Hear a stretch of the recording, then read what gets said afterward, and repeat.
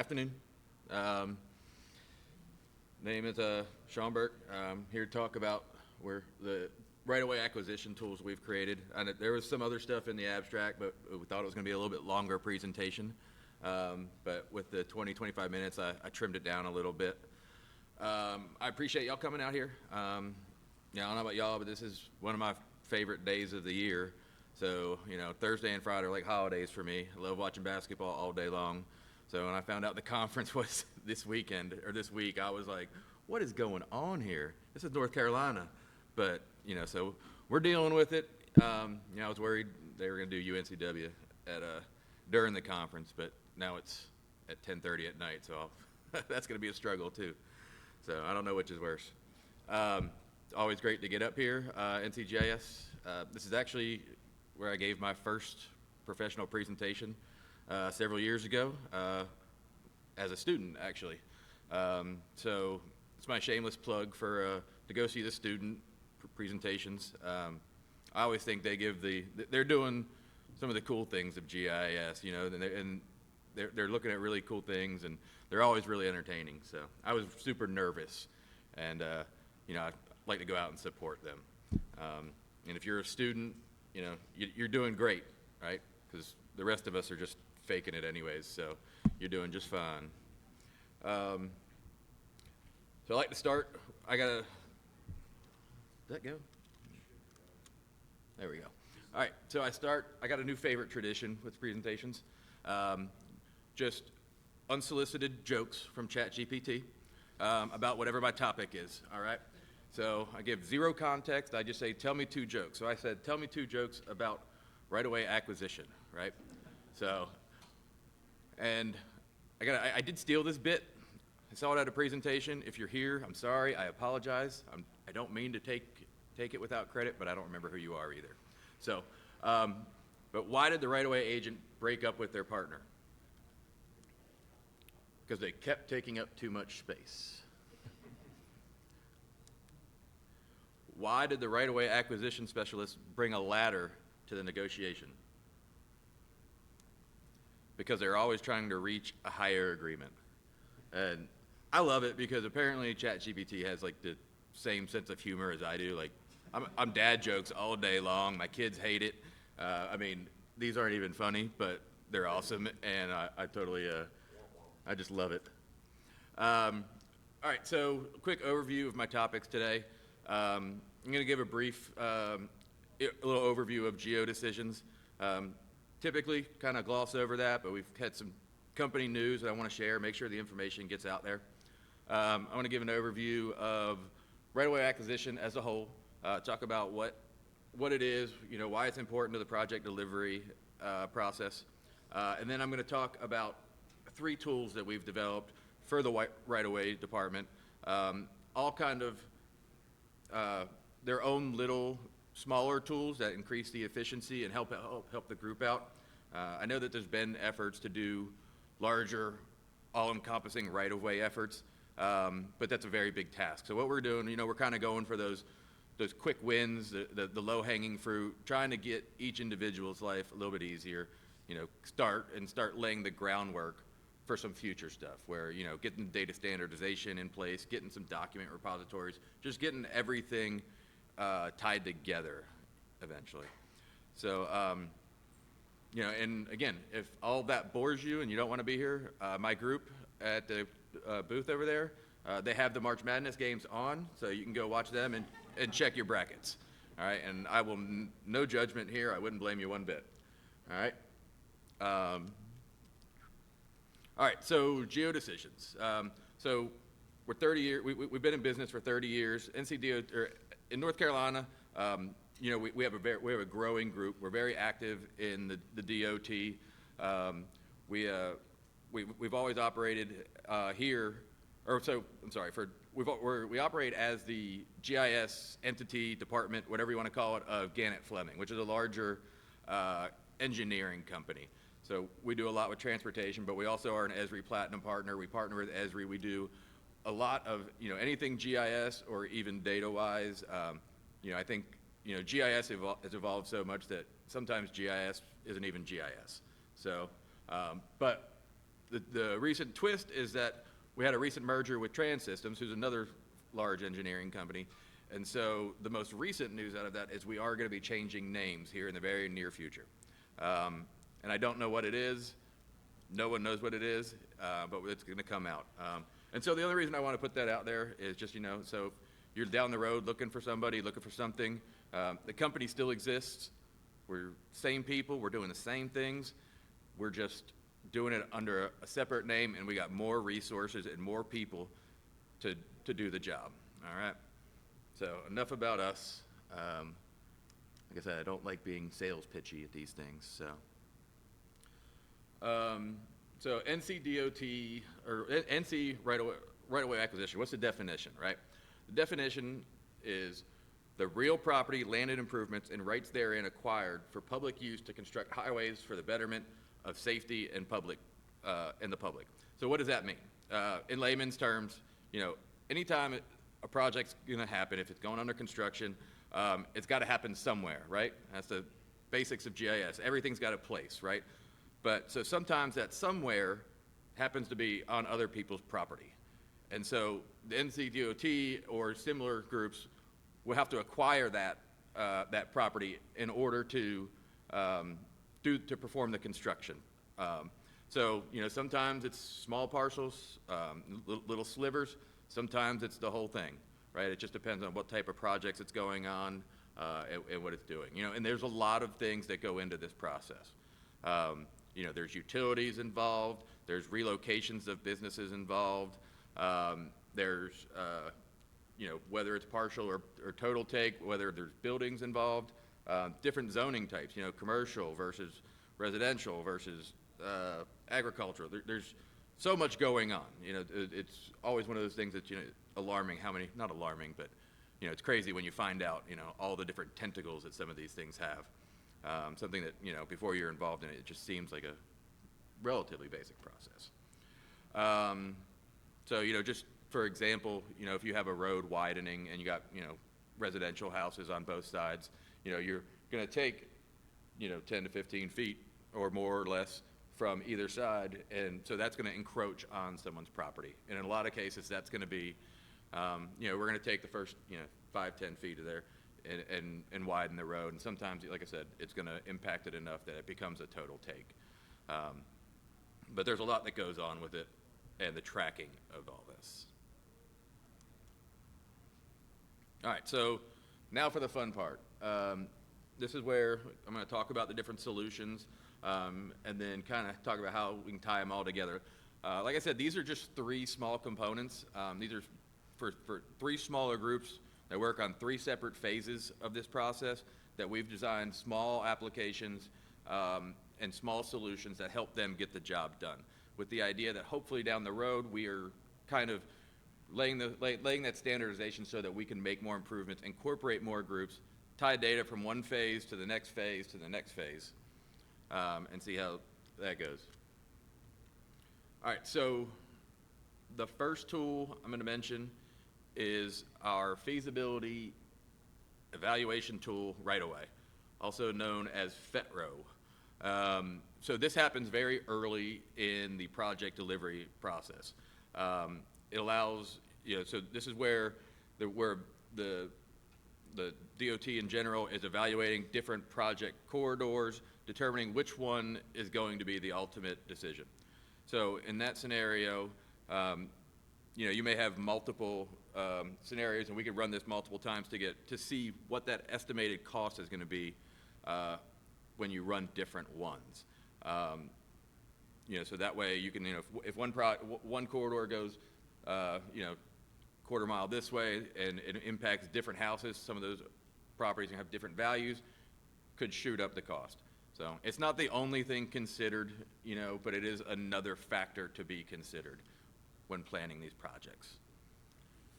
So right now, it's a manual process that they do.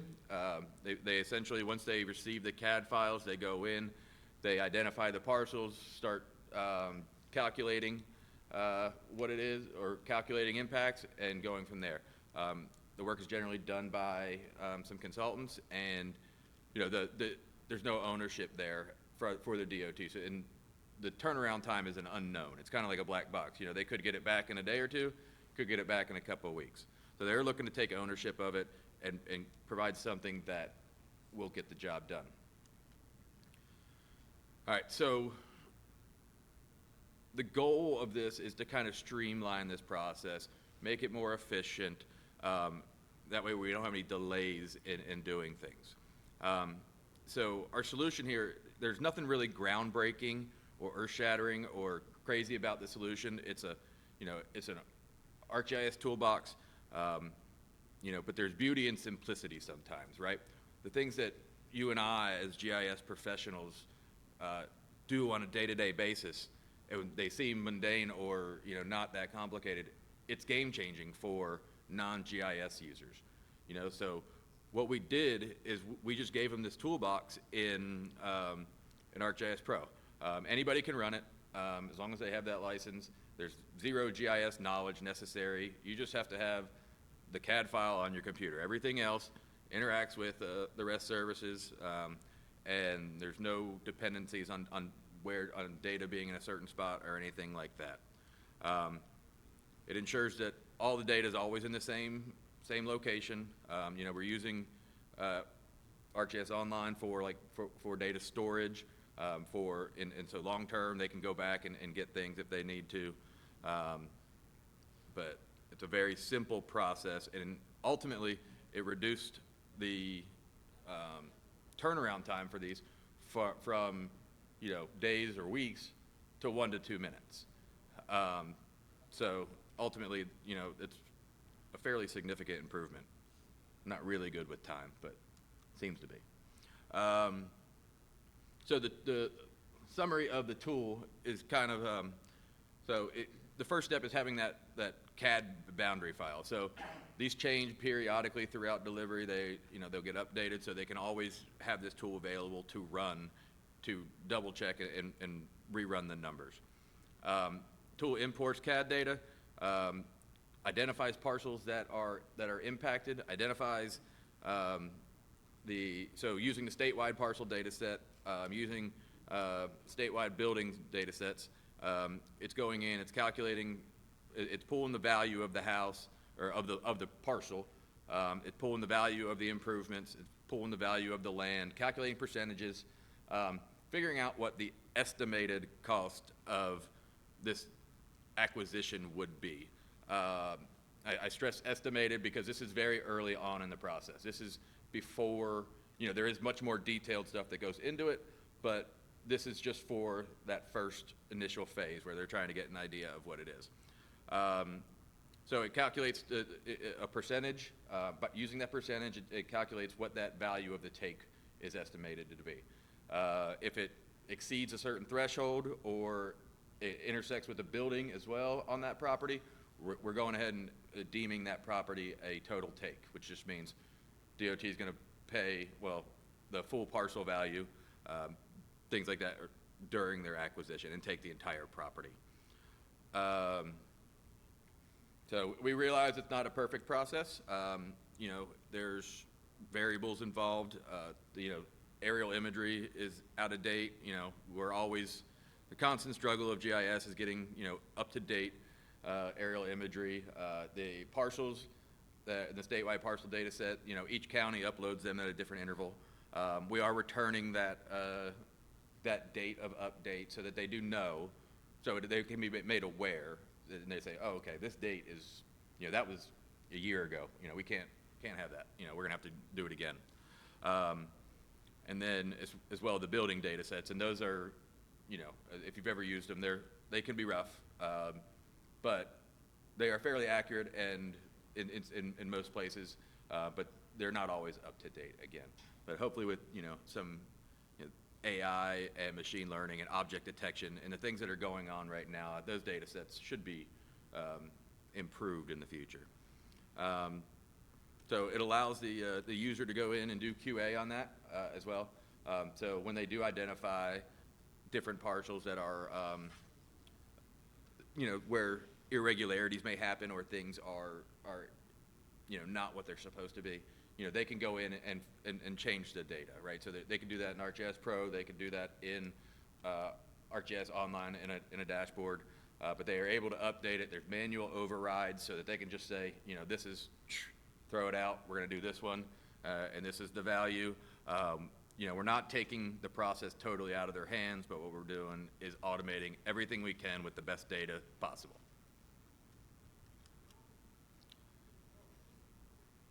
All right, the next tool to talk about is it's the cost estimate management tool. All right, so right now, this occurs after the feasibility studies and project corridor has been chosen. They're going through and they're doing that more detailed evaluation of the property. So this has historically, been a rather, disjointed email, Excel. Things are tracked. There wasn't an authoritative data storage location, and there just wasn't a lot of guidance. So a lot of times, the initial email wouldn't have all the data that was necessary, or it was, missing something, and it produced a back and forth between the right-of-way group and the requester. So now enforcing constraints on the front end and things like that, we're able to ensure that data is the right way every time. Document storage, like I said, there was no document storage, but not only that, they were coming in on emails, and they're just hard to find. There was no finalized one-stop shop for things. So the goal of the unit was to kind of just improve, streamline, make this a more efficient process, give a tracking ability, get all the data into one place, because when you have data in all these different silos, and in some cases they weren't even really silos, but the data was just scattered. So bringing it all together gives you that ability to do some different stuff and have some tools. So what we implemented was a SharePoint form. If you're familiar with DOT, SharePoint is a very available tool that most people are familiar with.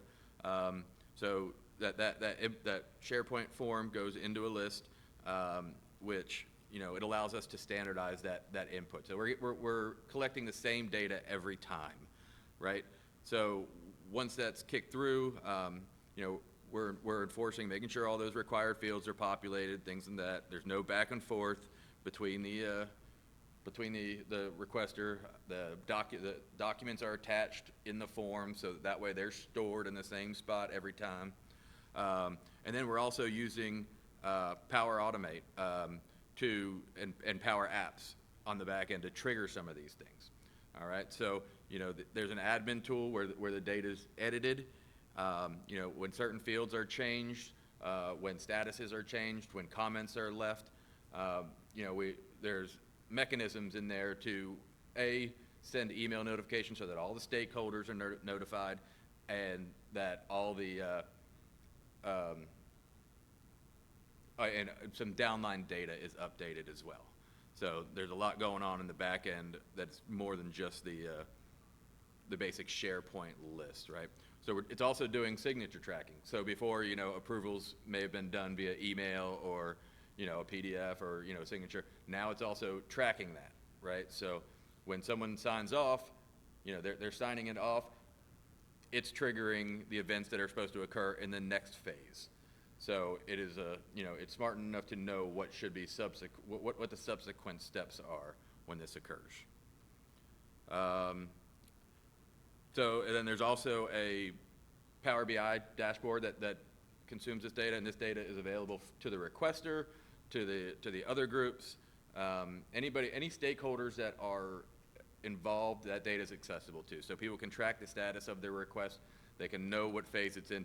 They can have an idea of what's assigned to. They know what's assigned to them, or they know what may be coming in the future to them. All right, so the final little thing I'm going to talk about is actual right-of-way the acquisition tracking, right? So this is when the right-of-way group has been given permission to go ahead and start doing the acquisitions, starting the negotiations, right? So it's pretty much the final phase of the process. Right now, everything's tracked in a Excel sheet called Report B. Got all the information that's pertinent to it.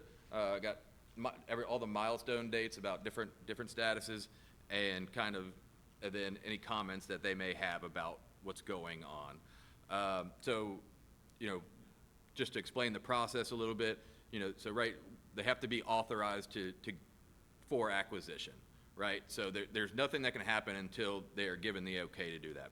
So then the right-of-way agent's going to go make initial contact with the homeowner or the landowner and kind of let them know what is going on, like this about the process. And then so just make them aware. At any point in time during this, project can be put on hold, and so that's going to be another variable that people have to deal with. After that, we're going through the appraisal process, which we kind of mentioned before with the valuation. So we're requesting appraisals, we're receiving appraisals. And then we're going to the DOT, or going to the landowner and making that initial offer. So that phase can take a while as well, because, the landowner is looking to get the best possible deal for themselves, right? Like we all would be. So there's a lot of negotiation in that process in a lot of cases. There may be landowners who are hesitant and don't want to, are going to put up the legal fight as well. So there's a lot of different things that can hold this process up, and that's why it's something that it really starts at the beginning of project delivery, and it goes all the way to the end of project delivery. And it's one of the last things that, that happens before, we get the notice to proceed for construction, right? So until that parcel is closed, there's nothing they can do on it. So our tool, again, nothing too groundbreaking, but they absolutely love it. Just having the ability to track it. So what we're doing, we've got a CAD conversion tool, bringing in CAD data, updating it as necessary when you get new CAD files, and mapping those affected parcels based on the status. So, just having that visual, spatial representation and the way to view things on a map has provided them, a very outstanding way to conduct meetings, way to go through things. There's things on the map such as the CAD data, the utility data, permanent easements, temporary easements, all these things that can delay or, hinder the process. Putting it there so you can see it out there. It makes things much more, visual for them. It's, like I said, it's nothing too fancy. It's just a join to the parcel, from the parcels to that report B, giving them that spatial representation, right? That status map, we deliver it via dashboards, via PDFs, the ability just basically to go in, lead a meeting and say, okay, we're looking for all green on this map, right? So the more green, the better. Green means go. You see there, that's green shot, we got some red. So we know we need to look at that area, right? So we got to go in, figure out, what's the holdup? Why are we not closing these properties yet?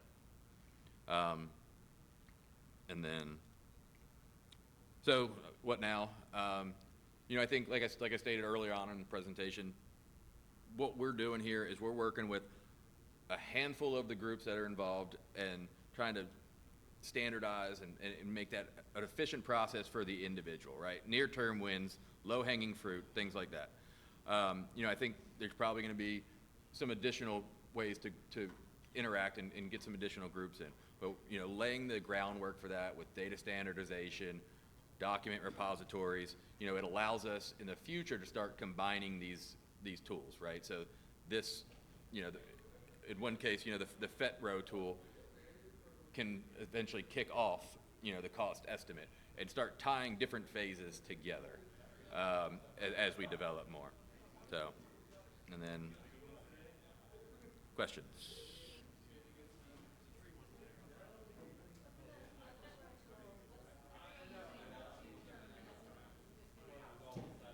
So the estimated cost, so this is a very beginning, like I said, it's a first phase.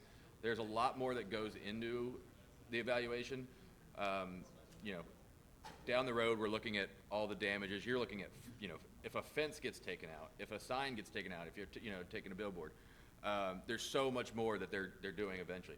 For the purposes of that time and that phase, We're simply taking a percentage of the, like if it's taking, we'll say 15% of the land, we are getting 15% of the land value, and we're applying a multiplier to it, which is adjustable based on the project or expectations of the group. If they exceed a certain threshold of that percentage, or it gets if it intersects a house, we're calling it a total take. So it's very, like I said, it's very rudimentary, very basic, but applicable to that point in time in the phase. Is the dollar value appraised? Yeah. Yeah. So, you know, obviously revals happen and things like that. You never have any, you don't know when that's happened. So it's not a perfect process, but we're doing the best we can with data that is available. Okay. Go ahead. You mentioned for the right-of-way take with the aerial imagery, sometimes it's out of date. Do you guys ever go out and get updated imagery flown for these right-of-ways? So I forgot to repeat her question, so sorry about that. But what his question was that, you know, are we going out and getting updated aerial imagery for these projects? And, you know, the answer is no, not right now. You know, we're not doing any analysis off the imagery. It's simply a reference for people. But in a lot of times you can go in and you can see that it's out of date, or, you know, construction, you know, there might be new houses or new land there.